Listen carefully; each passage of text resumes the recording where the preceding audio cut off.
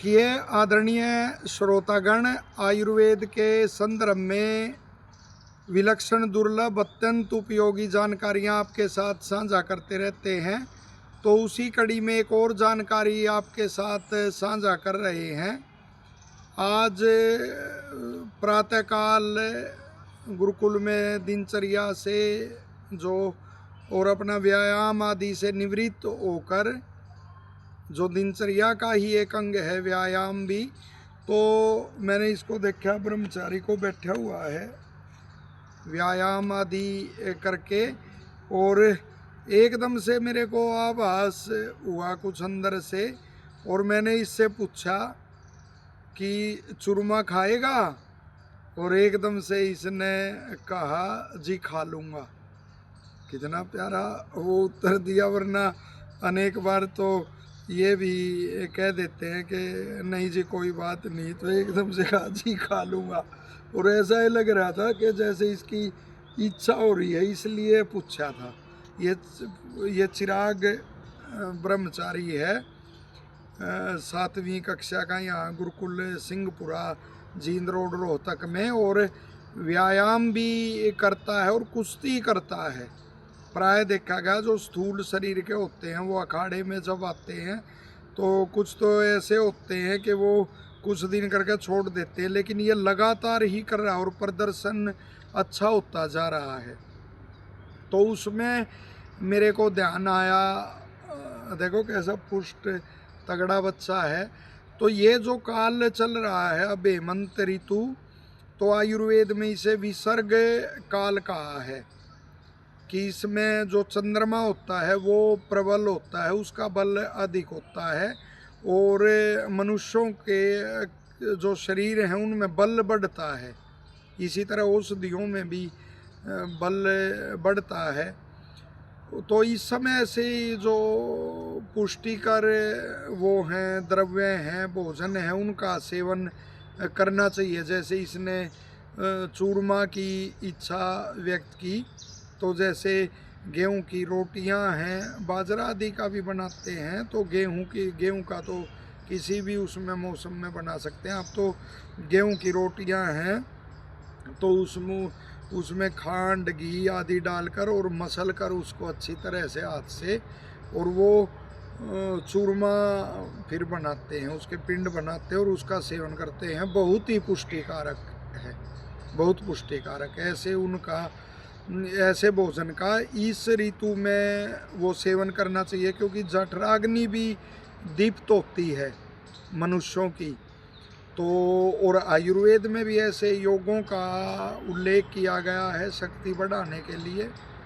जो रोटी बनाकर और उसमें कुछ मीठा आदि मिलाकर, या और भी कोई द्रव्य हैं, वो तो एक अलग विषय हो जाएगा, उनको मिलाकर उसका सेवन करने का विधान है। तो चूरमा बड़ा अच्छा। साथ ही खोया के लड्डू का सेवन किया जाता है, तो वो भी बड़े उनके लिए, ब्रह्मचारियों के लिए, और जो पुष्टि चाहते हैं शरीर की, तो उनके लिए बहुत ही अच्छा वो होता है।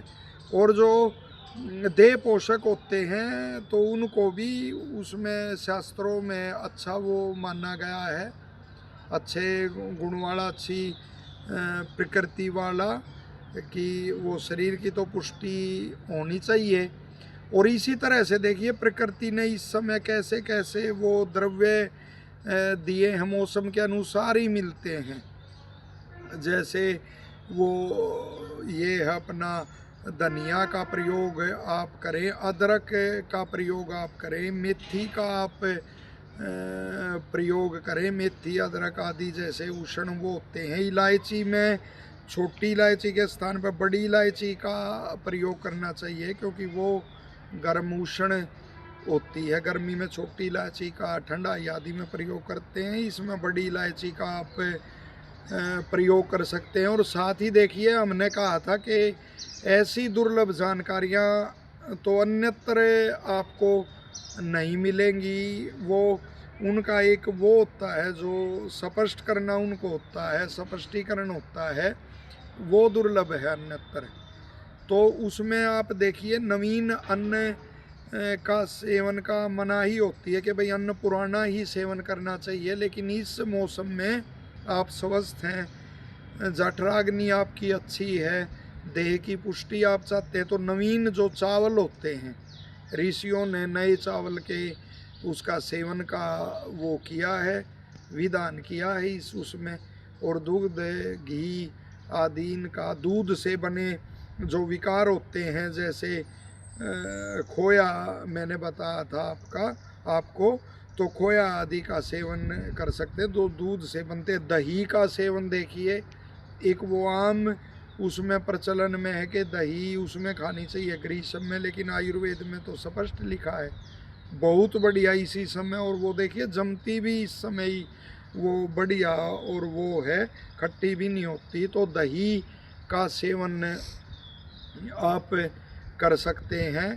तो और भी खजूर आदि ऐसी वो आती हैं चीज़ें जिनका आप द्रव्य आते हैं, फल आते हैं, खजूर का सेवन आप कर सकते हैं।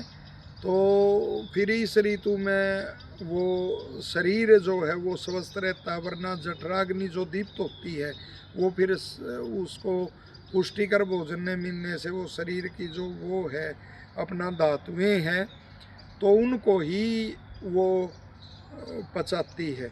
तो इस तरह इस ऋतु में आप जो पुष्टिकर भोजन है उसका प्रयोग कर सकते हैं। और यही नहीं कि जो उष्ण उसकी गुण की उसमें वस्तुएं हैं प्रभाव की है उनका ही प्रयोग आप करेंगे, नहीं। वैसे भी जो बलदायक चीज़ें हैं, क्योंकि शरीर में वो प्रकृति का भी सम का ध्यान रखना है। दोस्तों तीनों ही होते हैं, वात पित्त कफ, और तीनों का अपना अपना रस उसको उबारने वाला, कम करने वाला, शमन करने वाला होता है, तो उनका भी प्रयोग करना चाहिए। जैसे शाक भी आता है इस उसमें, पालक बड़ी अच्छी हो जाती है, उसमें कोई रोग आदि भी इस समय नहीं होते। बथुआ बड़ा अच्छा है, और बथुआ ही एक ऐसा वो है द्रव्य जिसमें लोह होते हुए भी वो कब्ज नहीं करता, कब्ज को खोल ही देता। अनेक उनमें जैसे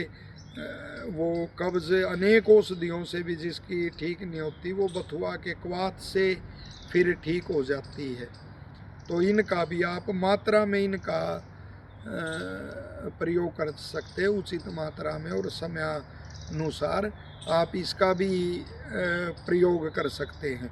और साथ ही ये अवश्य ध्यान रखना चाहिए कि सदाचार रसायन कि सदाचार का जो पालन करता है, अब ये ब्रह्मचारी ही खड़े हुए हैं मेरे साथ, मैं इन द्रव्यों के नाम भी ले रहा हूँ, लेकिन कब हम वो सामाजिक काम करते हुए दिनचर्या ही ऐसी हो जाती है, वो जीवन शैली ऐसी हो जाती है कि वो रोटी ही समय पर मिल जाए, रोटी सब्जी, तो वो भी बड़ा हम मानते हैं उसको भी, तो वही सेवन करते हैं। बाकी ये जिसको वो है अवकाश और वो है और उपलब्धि और वो है ऐसी समय पर, तो निश्चित तौर पर खानी चाहिए, क्योंकि शरीर तो इनसे ही बनेगा। और जो वो है सदाचारी, तो वो वैसे ही अपनी विचारों में, विचारों की शुद्धता है, एक तपस्या का जीवन है, तो वो उससे भी वो पुष्टि और वो होती रहती है, शरीर निरोगी रहता है। ऋषि दयानंद का उदाहरण आप देखिए, उनके जैसे तो कहाँ वो कोई हो सकता है, हमारी तो क्या, वो ऋषि थे, योगी थे, और हम तो एक गृहस्थ हैं सामान्य, और वो तो उन ले प्रेरणा अवश्य लेनी चाहिए। ऋषि के जितने भी वो हैं, ऋषियों के अनुयायी और वो हैं, तो वो सामान्य भोजन खाकर भी स्वस्थ रहते हैं, साहसी रहते हैं, उद्योगी रहते हैं, और दूसरों को हम अवश्य प्रेरणा और वो देते रहते हैं। तो ऋषि का उदाहरण आता ऋषि दयानंद जी का, कि कैसे उसमें बर्फीले स्थान पर वो आसन लगाए हुए हैं, भयंकर ठंड है, और एक अंग्रेज़ अधिकारी और एक पादरी महोदय वहाँ से गुजर रहे हैं, और वो देखते हैं एक साधु के ये कोपिन लगाए हुए यहाँ बैठे हुए हैं और हमें इतने गर्म कपड़े डालकर ठिठुर रहे हैं। तो ऋषि दयानंद जी के पास आते हैं वो अंग्रेज़ अधिकारी, और बात करते हैं, फिर पादरी व्यंग करते हैं। अंग्रेज अधिकारी पूछते हैं आपको सर्दी नहीं लगती? तो ऋषि की महानता आप देखिए, ऋषियों की। कोई सामान्य हो तो वो ये अपने ही ब्रह्मचर्य का और उसका ज़्यादा बढ़ा चढ़ा कर वो वर्णन करता, और वो अखंड ब्रह्मचारी बिल्कुल, इसलिए तो वहाँ बैठे हुए और वो तब कर रहे हैं। लेकिन उन्होंने कहा ये अभ्यास का वो है कि जैसे आपके मुख को, नासिका आदि का को ठंड नहीं लग रही और ये बाहर है, ऐसे मेरा शरीर रहता है सारा खुला, तो अभ्यास है। तो वो पादरी महोदय व्यंग करते हैं ऋषि दयानंद पर कि मलाई आदि उड़ाते होंगे। तो ऋषि ने कहा नहीं, कि कभी कभी कोई भोजन मिल गया तो खा लिया, हम तो ऐसे ही रहते हैं, और तुम ही मांसाहार आदि करते हो, और ऐसा है तो बैठ के देखो मेरे साथ कपड़े निकाल कर। तो अंग्रेज अधिकारी वो इशारा करते हैं पादरी महोदय की ओर के नहीं, और चुप होके और दोनों वो सम्मान करके ऋषि का वहाँ से चले जाते हैं। तो आयुर्वेद में सद्वृत्त भी पूरा एक वो है, अध्याय है कि जो सदाचारी है वो तो रसायन सेवी है, उत्तम द्रव्यों का वो वैसे ही सेवन करता है, और जो अज्यपा अविर्भुज है, अज्यपा आदि होते हैं, यानी घृत दुग्ध खाने वाले, उत्तम द्रव्य खाने वाले, शाकाहारी भोजन करने वाले, जैसे गुरुकुल के ब्रह्मचारी होते हैं, तो इनको तो इनका तर्पण लिखा हुआ है कि इनको तृप्त करना चाहिए, इनको भोजन आदि करवा के, विशेष भोजन अपने गुरुकुलों में अनेकों में हमने देखा कि वो लोग आते हैं, कोई दानी सज्जन, और बच्चों के लिए भोजन बनवाते, उसको विशेष भोजन कहते हैं कि भाई विशेष भोजन बनवाया, और उससे जो ब्रह्मचारियों की तृप्ति होती है फिर, तो वो जिसने भी भोजन कराया उसको वो मिलता है, उसको पुण्य होता है इस उसका। तो चिराग के लिए तो हमारे कोई प्रबंध करना पड़ेगा, चूरमा इसको खिलाएंगे चिराग को।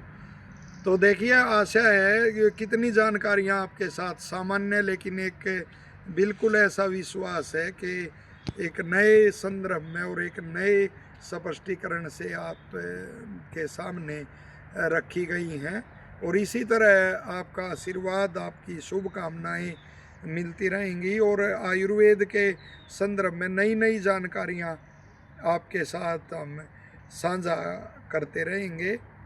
तो लोकहित में पूरी आशा है आप इसको वीडियो को ज़्यादा से ज़्यादा शेयर करेंगे, साझा करेंगे। आप सबको शुभकामनाएं, सबका धन्यवाद।